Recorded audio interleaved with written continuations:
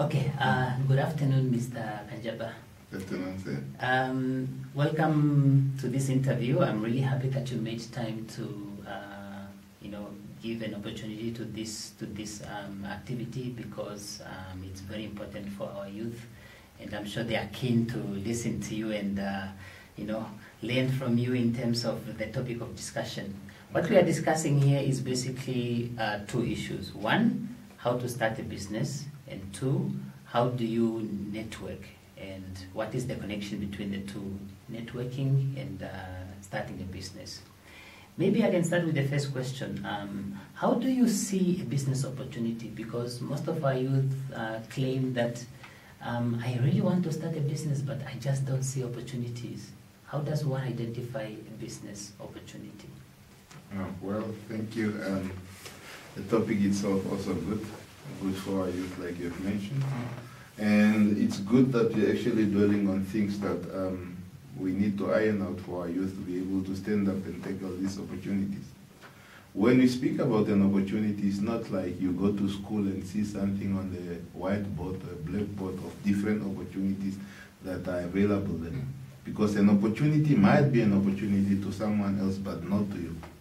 So when we say an opportunity, we look at gaps that you see to be able to solve problems of the nation, problems of the community, and through doing or solving those problems, you get rewarded because you are not doing it at a free cost.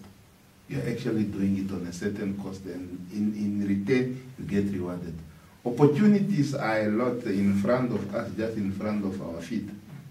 An example can be every day I walk to a Waneno church. Or on Saturdays when I come for help at a Waneno church, I see many people lined up at the clinic. Yeah. But they don't even have water to drink. So I see that there's an opportunity on my own. Everything, the gap that you see as you move around in front of you, if they don't have water, tomorrow I'll carry my cooler box and sell water to them. And in return, I get something because I bought that water, get a certain profit from it. Or I open up a small shop just for the church or for myself. And since those people being in line for the whole day will be hungry, they will come and buy a small bread from there and a cool drink. So opportunities are things that you see every day. I like the point you mentioned about service, about providing a service to the community and getting a reward in return. Mm-hmm. I think most of the people, when they think about business, they think about money first. Mm-hmm. They don't think about a duty or a service that you provide, and of course you need to be, compensated for it. Yes. Can you just maybe emphasize that point again? I think that is actually also a good point, because this is the syndrome that our people are actually suffering from. Because what we do is when we see an opportunity to do business is to imitate what another one is doing. And that might not work. If it also works, you are going to flood the market. Because that's why you see, to face the reality, many of our people either own bars because they see another one selling alcohol. Yeah. Many of our people either owns a taxi because they see everyone having a taxi.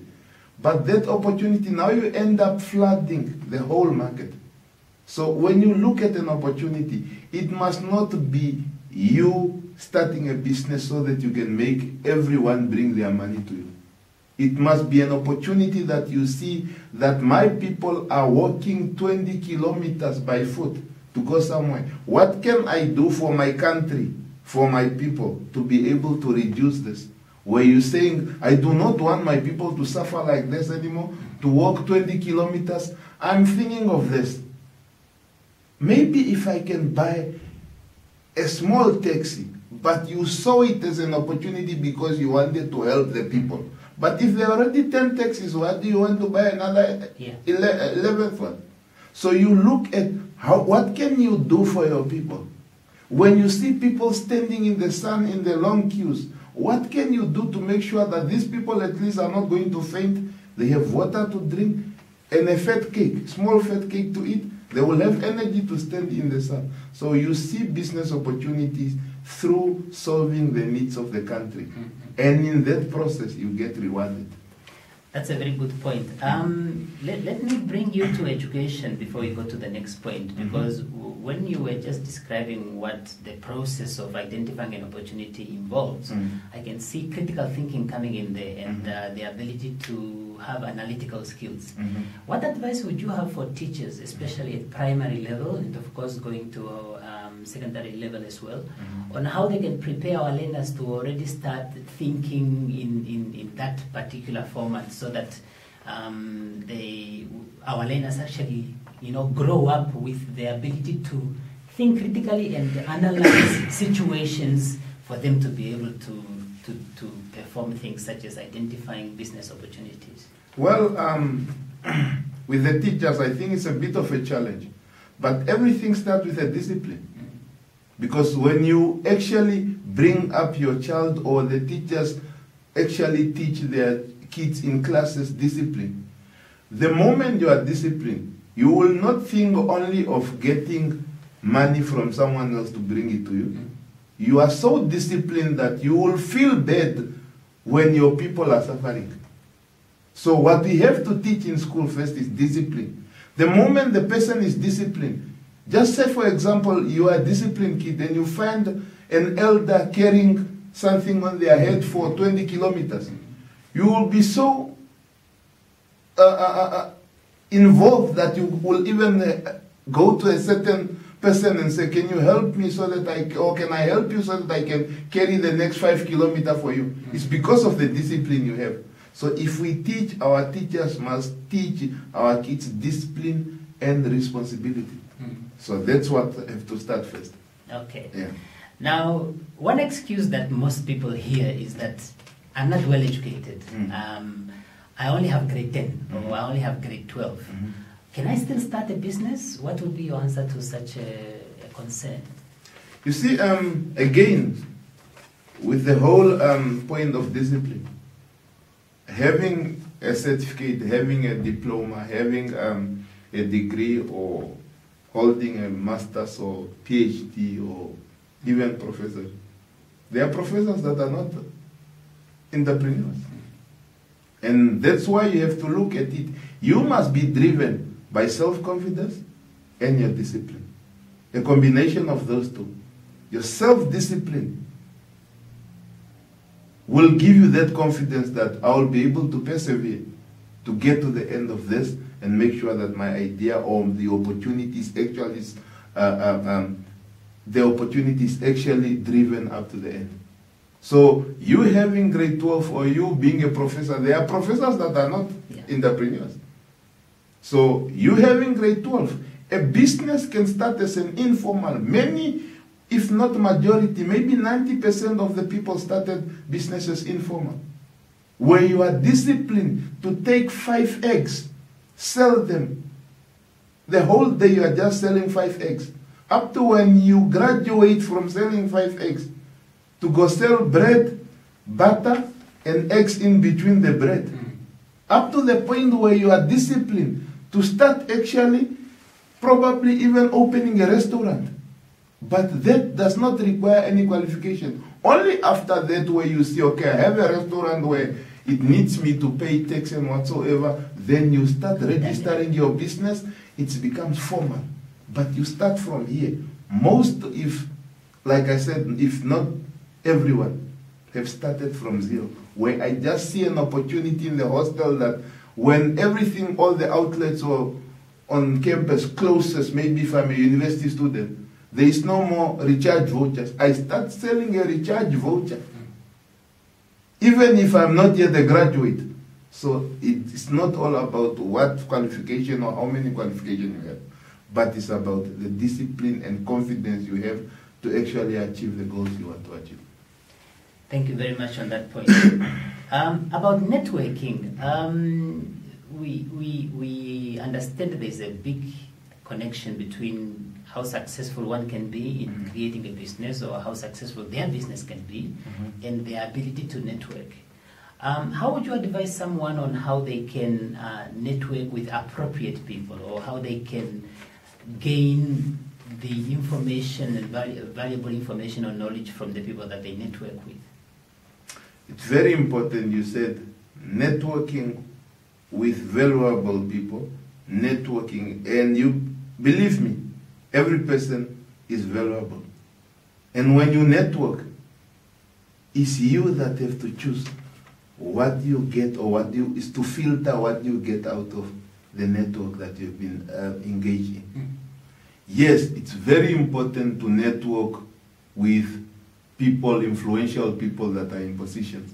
Because say for example, if I want to get information on how to get or how to open an outlet at the University of Namibia, so I have to network with people that have been in the University of Namibia. Yes, that is one part, influential people to your idea. One part is networking with anybody, which I will start with.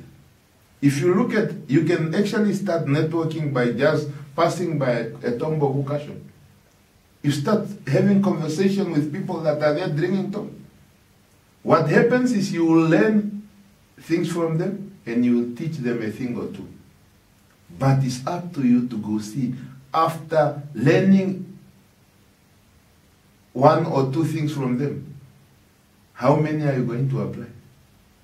Because one of the 100 might be a good idea. So you throw away 99 and you take that one out of 100 and you go implement it, and then it makes you a better person. Another thing, like we said, sometimes choose to also network not only with informal people, but also influential formal people. Because they might actually bridge you to where you want to go. Say for example, where we have said the University of Namibia, you want to open an outlet there. So I have to start networking with someone, either a student at the university, so I can understand better. But how do you network with those people? We meet people at different events. You must start attending events.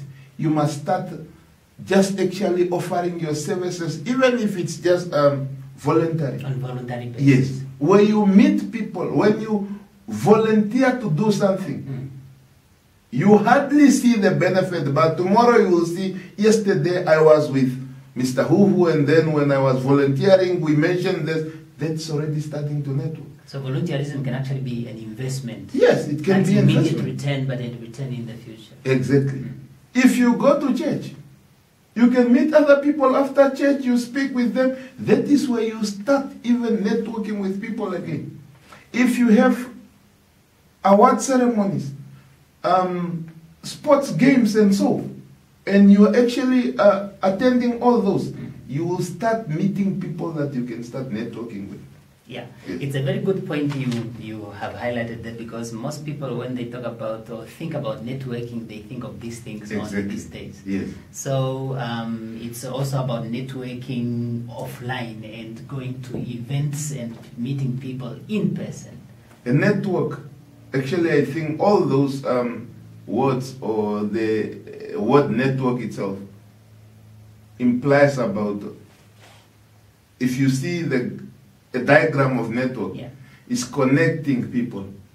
Not only people, it can connect to whatever is connecting, but in this instance we are speaking about connecting yourself to different people and different understandings. Yes. So networks is not only about the MTC network, but it can be networking, me connecting myself to you or to the next person. Learning a certain skill, or coming away with a certain knowledge that I can apply. Yeah. One particular issue that has been observed recently, for example, it can be what has led to the concept of entrepreneurship and so on, is the idea or the expectation to get rich quickly. Everybody gets, or most young people try to get into business so that they can get money quickly.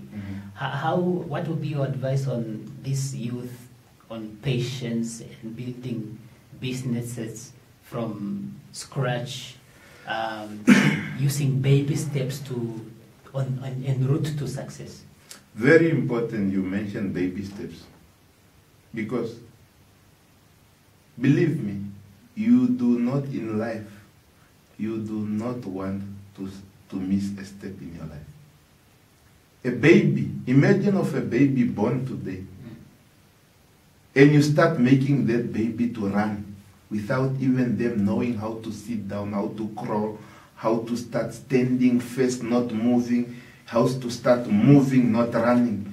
You just hold that baby, pulling him or her running. When you leave that baby, what is going to happen?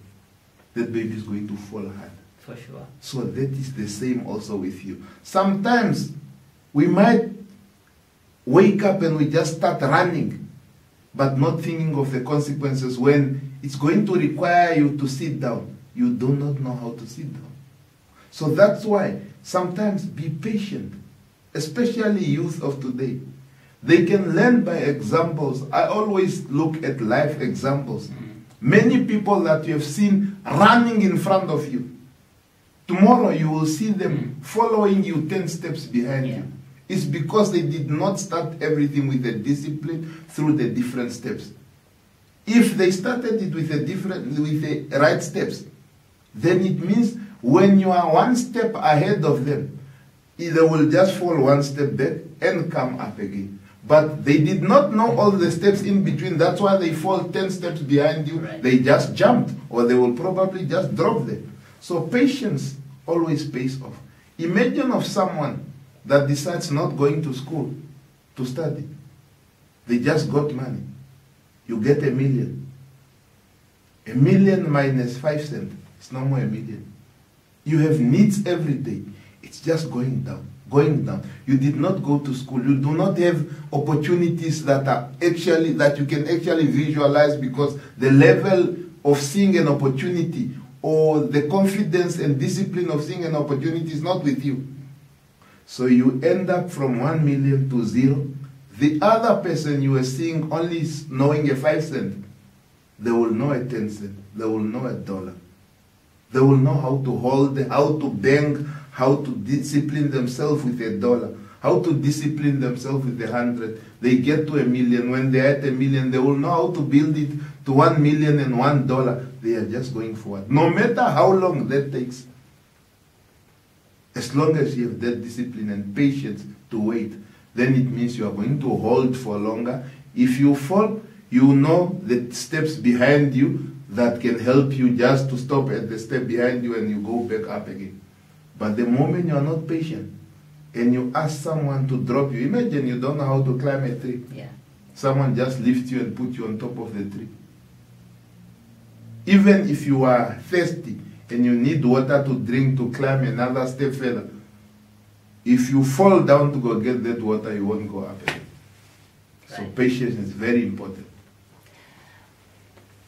We are about to come to the close of the conversation, but one last question before I ask you for your final comments to the audience would be, what are the opportunities out there for the youth to educate themselves in financial skills? Because financial skills, I would imagine, are also important to business. For example, if one can create a business, yet they, for example, do not invest that money, or they don't bank the money, they are not patient in how they spend the money, they may also face challenges on how they can sustain that business.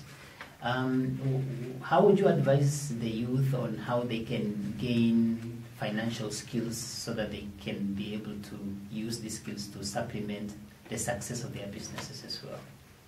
Well, besides the discipline that we're actually dwelling on this whole time, there are opportunities where you can register yourself with short-term courses about finances or about dealing with finances, offered by the University of Namibia, by the International University of Management, by the National University of Science and Technology, and all the smaller colleges within the country. Yeah. That actually helps you just to go understand how to deal with finances so that you can apply it. I have an example that I give to people, that the moment you want to acquire knowledge that is coming to help you, you will be disciplined enough to go and study even for 4 months, a certificate or a 1 year, just to acquire that skill. Because we have been speaking about step by step. Now, if you go and own a business, you miss this step of understanding how to deal with finances of the business. And believe you me, The finances of the businesses is most important to the business. The moment you don't understand it, it might actually make your business fall. Example I get on the discipline on learning step 1 before you go to step 2. The man called Jack Ma is the richest gentleman in China today. Was rejected various times even to go work for the police. Even the police? Yes. When KFC went into China for the first time, he applied for a job to work in KFC. They applied 24 of them. 23 got a job. Him, he did not get a job. He was the one that was left out. Yes. You know what? He wanted to start his business, but knew that I cannot go start my business. His business was about to market everything that is sold in China. But you are marketing that to outsiders that are not from China, so you must know English. He was so disciplined that he started volunteering, just escorting tourists so that he can improve his English. When he escorts them every day, he's not paid any cent.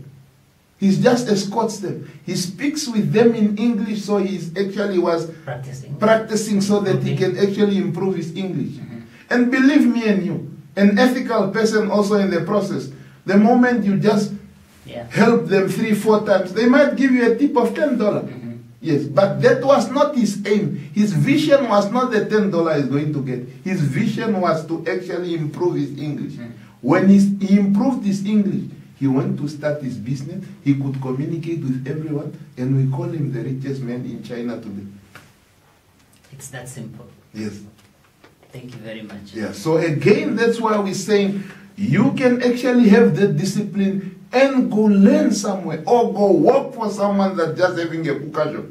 Not getting anything but just helping them with their finances. It teaches you a lot.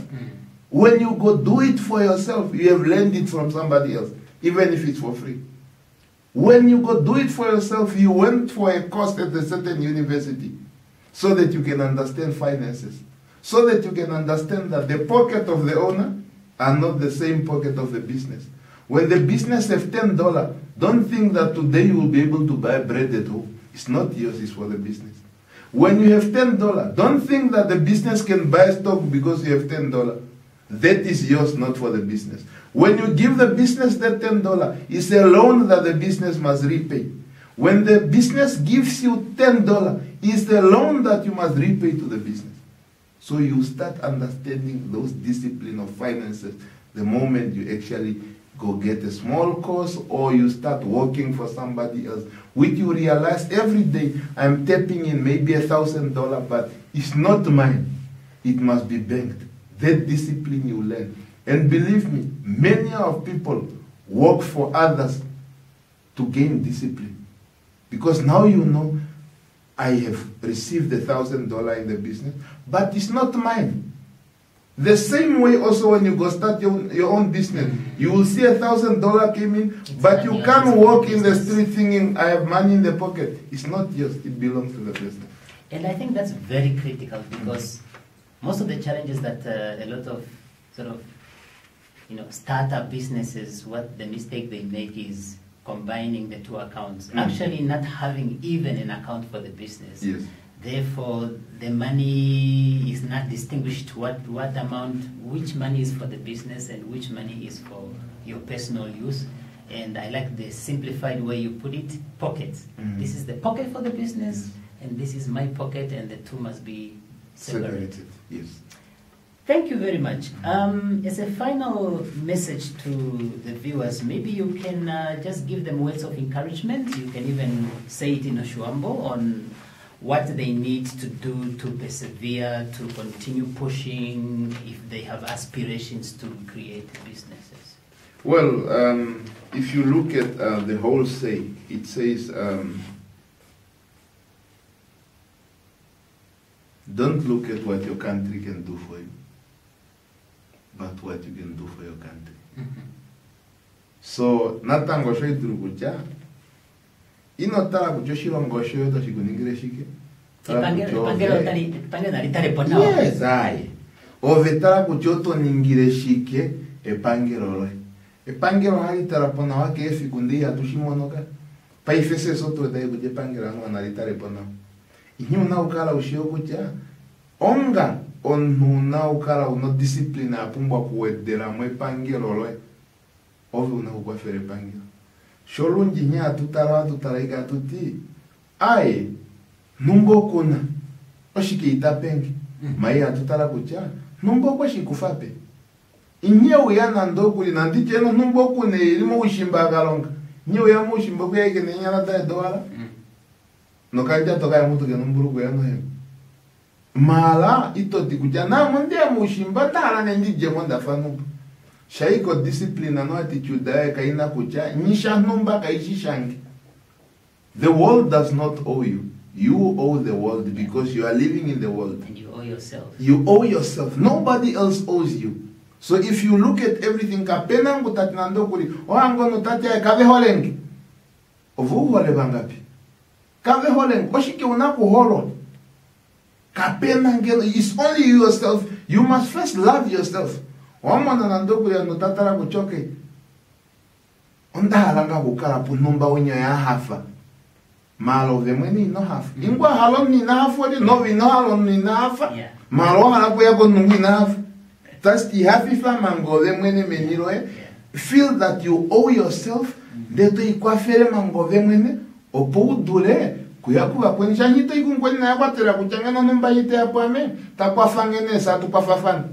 Malapa ifeke efi mbo venga unkwafi. Ya, oshone tunakutara kuchonga nyashonga na vemo shirongo shetu takumba kushitunga na tukara tuhetuete kucha kefi kunya ipenduko ngolo nene ondi na kukaningiro shirongo shange ndiwa nifepe mumbwe opo so that we can create a beautiful world to live in. A beautiful world will be created by all of us atu trying to give our contribution. But the moment you feel others will create it for you, you're already living in a world that was created by people that died for you to be living the way you are living today.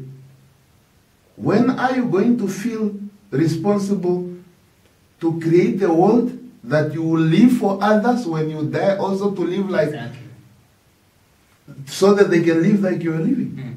So every day we wake up, the advice I give to my people is that we must be positive and never feel that we are owed by anybody.